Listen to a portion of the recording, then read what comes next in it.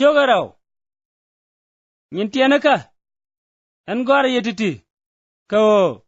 ci yen bu dwer kamite garama ci dwer to kon go orkel ka gwara jen Yesu Kristo en la gwan chungne te jen much en chalwelen dwer kon ke ci kwi dweri kon goro ka mene dwero adial teme kana me bana jangaje no ngai kon Yesu min lom na luege ramalarje en ngaje je ke yere luege agwan kaja karama chit kano ki sok trede kamuludrarede jarama mo kinokot chubrede kasok bana jangaje no te korede kaname karamlarje itare Yesu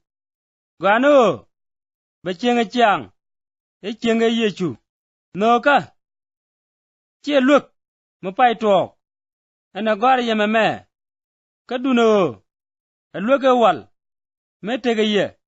nituga wa luge wala me ajeriet echa konling katama gar ye luk mapai tok ba mela sok re Yesu kana re dun to mus wega wa kachi bayan sok kusung lep karamlarje itare boya kanyira ganman ngudare mos karamno ganman chengare boya kareide telamide rarodien jaga badwer karamnyira man tere mos kajalare mos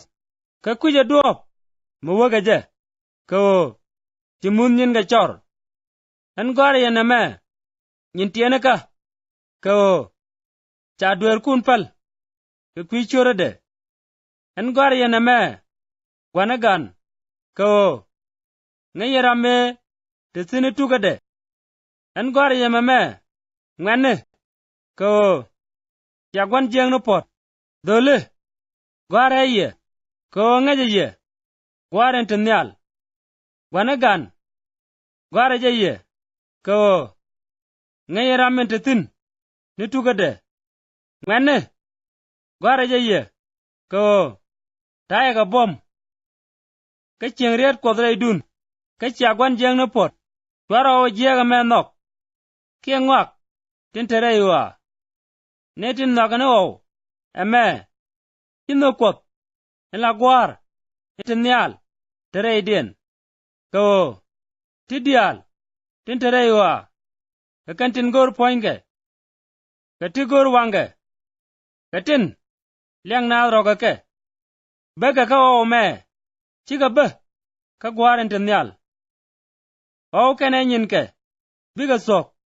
kaduno ne dilat roi kot biga tek amene chenkel nyin tiene ka na me ajan sagen jok ka chit ka min jajaling eno wanter kreso abene katame jik ter kreso tungwan ben ka kwijamo ngai konano ajan sagen jok chiga jiere dan kaduno chiga tekel ka kon dung mutega kel ka kon dega ngut kel ka kon kaga wadierar cha jojeno chikendial tekel ka kon ka chaye mek akelen gwa eraro ka chi yendial thongaj cha gorye chi okuyen thok o ngaje je ka ngaje o telakaj meberare suga angam lagwan kaja kira magage eno Yesu che Kristo rammo ajan gwanter Kristo jara maga gwar internal kana gade tel ramaga gat mite gwan karamalan ngaide kagat ko te ga gwan ba jaga meji yene ling ne tuga ka chengre lo ne kun mu women chaling ne tuga wo chengre lo ne kun ya cheng rei garakos kana rei gwan kamin chalar kon eteng mitel pek an gwar yemame ke kwinene tinde yakang ke kwidun en megin chamek ni ye min chengre dun ti yarara dien gor mde yengye megdaga ye ngije ye ke tidial ka sok chia kai ke chirgamin che yengye chiengareide katama nyintienaka chiengareide ka o mu wewe joj de konte ka ngas ka chana bu puj niamde mu wewe ben mu ngay yenen o agwan chungni biyena ngach atel diu en o ne ideal ten lat ka chung ka gaat kos